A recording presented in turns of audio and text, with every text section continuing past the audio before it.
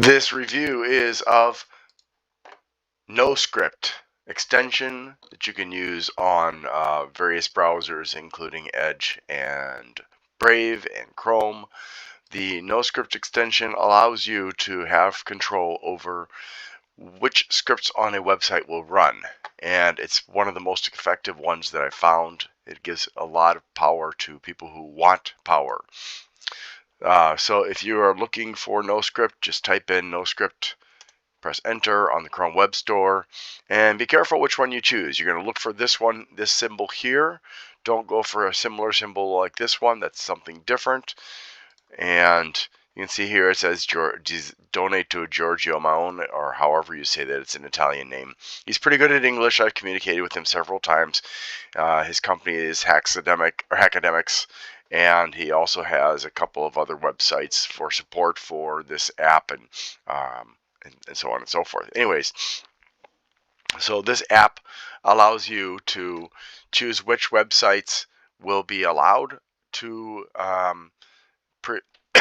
run any particular script, which ones will never be allowed to run a particular script, and it's cross-site. So if you block a script on one website, it will be blocked on every website. If you block a script on if you trust a script on a site, it will be trusted on every site. So say for example, we're on dig.com. Now, I don't actually use dig, I just happen to think of the website. So you see there are several ones here that you can choose to leave at the default, which is blocked. You can set them to blocked with the untrusted symbol. You can set them to temporarily trusted, which is the S with the little clock on it, or you can set them to trusted, which is the just plain S, and then you can set it to custom. Now if you do custom, you get a variety of different options, and I've never actually personally used this option because it's more advanced than I need, but it's there for people who are really advanced at really fine-tuning things. So I don't ever actually use that. I suppose maybe someday I'll study it, but I don't know if I'll ever actually use it.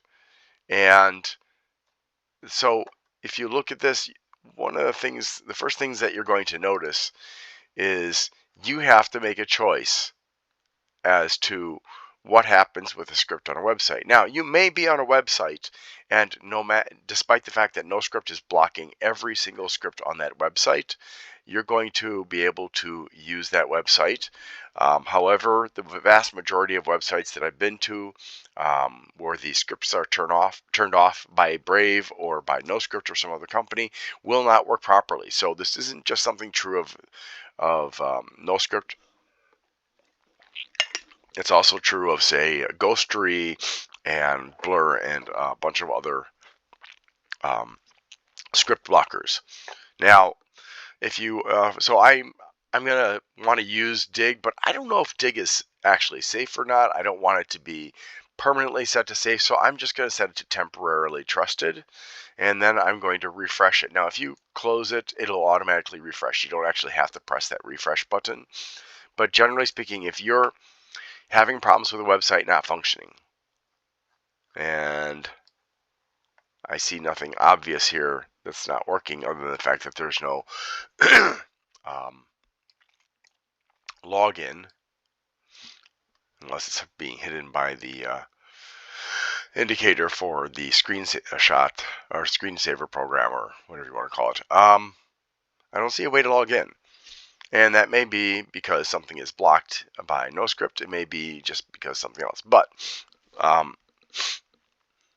so this gives you a lot of power, and I personally recommend it. However, it does also require that you do some homework, because if you're not familiar with websites and how hackers think and stuff like that, you may accidentally trust a website you shouldn't trust. And that's one of the nice things about why when you go to a website you've never been to, everything is automatically blocked except for stuff that you unblocked on other websites. Also keep in mind that when you're going to a website and you're having problems with it, you should look for one that says Cloudflare, but not just Cloudflare, but also there's going to be this weird random letters and numbers and stuff with that address, in which case most likely that is being used to protect the website from attacks, and you're going to want to trust that. As for things like, let's say, buy sell ads, you don't want that. Chartbeat, you don't want that. I'm not sure about Datadog HQ. Google Tag Manager, Google Tag Manager, you don't want that. Served by buy sell ads, you don't want that. So let's take a look at Datadog HQ. I'm kind of guessing it's not something I want, but I'm going to take a look. So it's going to give me some information. And then it gives me a link to different websites where I can have those websites evaluate Datadog HQ. So we'll start with McAfee, or McAfee, or however you want to say it. They think it's safe. They don't provide very much information. It's a content server. Then we'll try Google Safe Browser Diagnostic, which is also very, very minimalistic, and it says it's safe. Now we'll try URL Void Scan. And this provides a lot more information. We can see when it was registered, and that there are no detections, and we can't see this information here. And these are the engines that scanned it. The anti-malware engines that scanned it to make sure it's okay. So that provides a more detailed analysis as far as safety is concerned. Now we can go to Blacklight Real-Time Privacy Inspector. Now, I'm going to have to, I keep on forgetting, I just reinstalled my browser, so nothing is set to being trusted at this point in time. Alright, so something is strange. I'm going to turn that off. This site cannot be reached. Well, that's weird. Okay, so that's not functioning. Let's try a different one. Virus Total. That's a pretty famous one. We'll have to trust it. And I know that if you see CAPTCHA or reCAPTCHA, you should trust that. And this one says that out of 97 anti-malware engines, none found any problems. You can also look at details and relations and the community comments and stuff like that. So for some reason, eTard gave it a -7. But basically, it's a safe website to go to according to these scans. And finally, Webmaster Tips Site Information. And again, I gotta make this. I don't use add this, so leave that alone. Google APIs you're going to want to use, so it's already set to use. Gstatic and stat counter you don't want to use. And so now we can see more information about when it was registered and what kind of a server it is. And it's Alexa rank, it's open page rank, it's umbrella rank, and these different services ratings of it.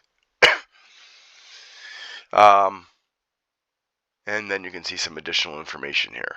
Now, based on what I have seen from these 5 websites, since Blacklight couldn't do anything, I think that this is a safe website to visit.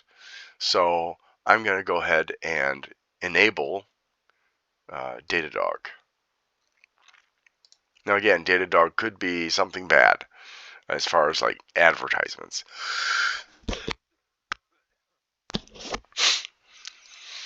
But I don't see any harm at this point in time, so I'll enable that. And it's just as simple as that.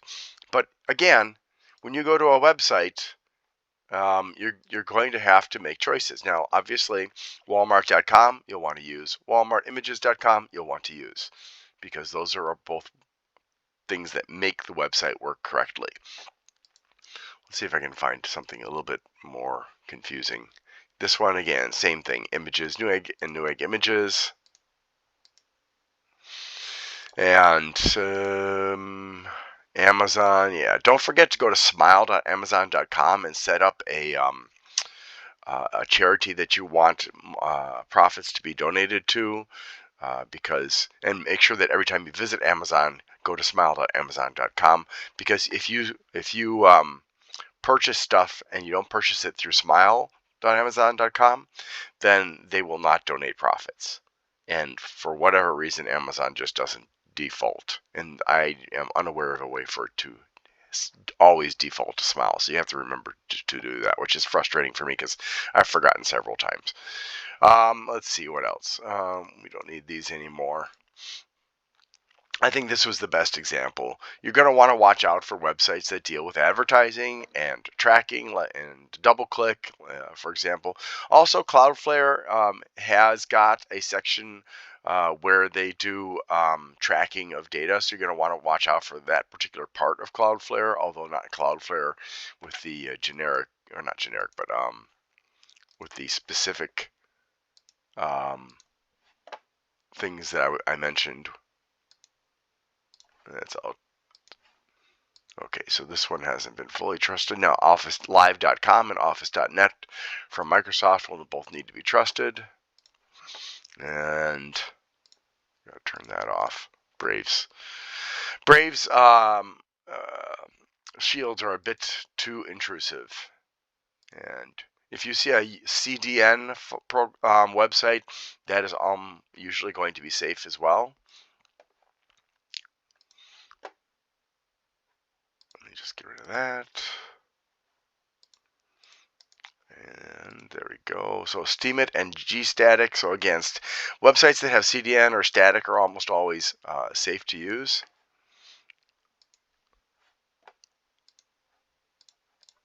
And that's pretty much what I wanted to tell you. Now here's the downside.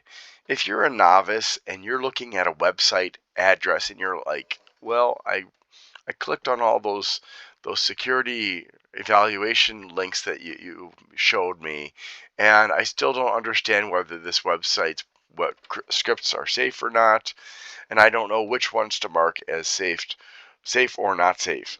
Well, that is the downside of, to one degree or another, every single script blocker.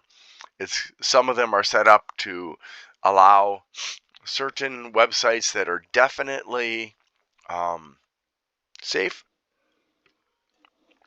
and block ones that are definitely not safe. Giorgio tends to leave a lot to the discretion of the user, and so you have to be wise in your decision making, because one decision will apply across every single website you visit for that web page that you're allowing or not allowing to function, or the script I should say. And that means that for some people, they're going to find this this extension or add-on or whatever you want to call it, to be too difficult to use, especially, and even if you don't go into that custom section that I don't use, it's still, if you're not willing to learn about websites and whether or not they're safe. I mean, another thing you can do is you see on the list, you see a website and you're like, well, I don't know if this is safe or not. So then you can go to that website. So abcde.com.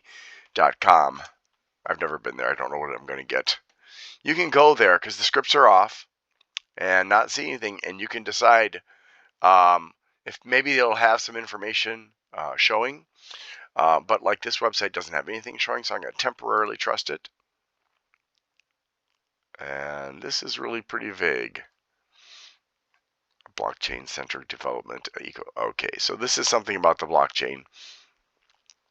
I'm not impressed with the programming of this, because you have to actually scroll through to see anything. I mean, I'm holding down the arrow button right now. It's just really awkward,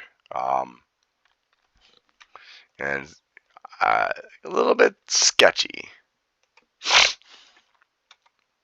Wow. Yeah. Anyways, so you can look and see what the products and services are of the company that has that script, and you can say, oh, okay, this company is doing advertising, or this company is doing tracking, so I definitely don't want to let this company do anything. Like Crazy Egg, that would be one that tracks where you move your mouse cursor on your screen, and to let developers know what you're often looking at, because people often move their cursor to what they're looking at. And you'll have to decide if them following your mouse cursor to see what parts of their website attract your attention is something you do or don't want. Again, that's going to be used by the company to improve the website, to increase attraction somehow or other. If you're looking for something simpler, there are simpler script blockers out there. Unfortunately, they are not all as good as this one is. And in addition to that, some of the ones that babysit for you and make all the decisions for you are not actually very good. There are even some out there that allow a great deal of malicious scripts to do things. So just be very careful, do your research, and I hope that this review has helped you. Thanks for watching, and hope you have a great day. I almost forgot to tell you something important. This is not about NoScript in specific. However, it is important that you do it for any extensions like NoScript, and that is that you go into your extension controls, which is often a puzzle piece type of thing. You go to each to things like NoScript, and you make sure to pin it to this bar, because if you don't have it pinned, it doesn't show up here, so you can't tell when it's blocking scripts, and you have to go in here and click it, and it's just awkward. So any websites where you're going to any extensions where you're going to have to interact with it, make sure to pin it to the bar up here, or wherever the bar is, or however those extensions are listed, just to help you.